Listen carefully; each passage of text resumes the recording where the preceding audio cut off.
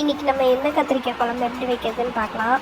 First masala ready பண்ணுறதுக்கு ஒரு கடாய் அடுப்பில் வச்சுட்டு அதில் கொஞ்சமாக நல்லெண்ணெய் ஊற்றிட்டு ஒரு பெரிய வெங்காயத்தை கட் பண்ணி போட்டுக்கலாம். அப்புறம் ஒரு சின்ன துண்டு இஞ்சி கட் பண்ணி போட்டுக்கலாம். அப்புறம் 4 பல் பூண்டு அதையும் போட்டு நல்லா வதக்கிக்கலாம்.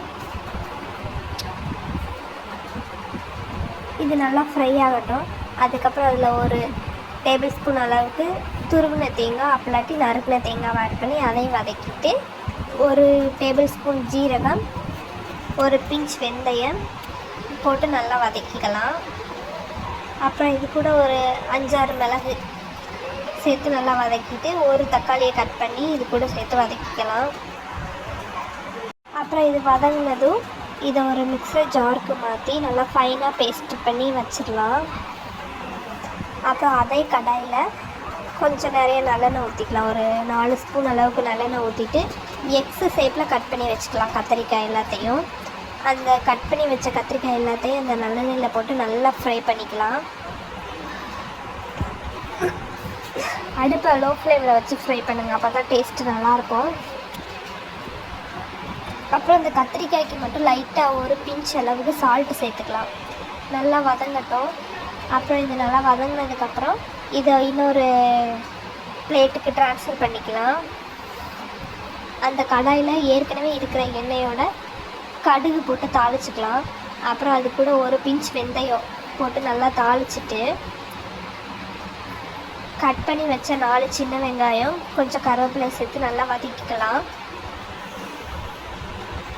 அப்புறம் அது கூட ஒரு பிஞ்ச் மஞ்சள் தூள், ஒரு டேபிள் ஸ்பூன் அளவுக்கு வத்தல் பொடி, 2 டேபிள் ஸ்பூன் அளவுக்கு கொத்தமல்லி பொடி சேர்த்து நல்லா வதக்கிக்கலாம்.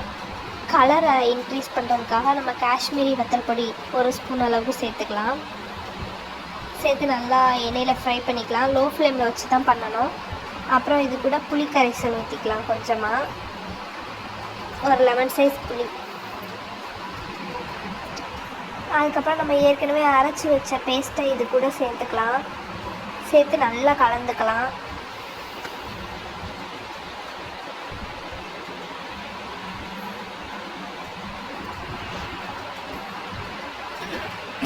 அப்புறம் குழம்புக்கு தேவையான அளவுக்கு தண்ணி சேர்த்துக்கலாம். உங்களுக்கு எவ்வளோ தேவையோ அவ்வளோ சேர்த்துக்கலாம். அப்புறம் குழம்புக்கு தேவையான அளவு உப்பு, நான் 1 ஸ்பூன் அளவுக்கு உப்பு சேர்த்துருக்கேன். சேர்த்து நல்லா ஹை ஃப்ளேமில் வச்சு குழம்பை நல்லா கொதிக்க விட்டுக்கலாம். அப்புறம் குழம்பு கொதிச்சதுக்கப்புறம் நம்ம ஏற்கனவே ஃப்ரை பண்ணி வச்சுருக்க கத்திரிக்காய் எல்லாத்தையும் உள்ளே இறக்கிடலாம்.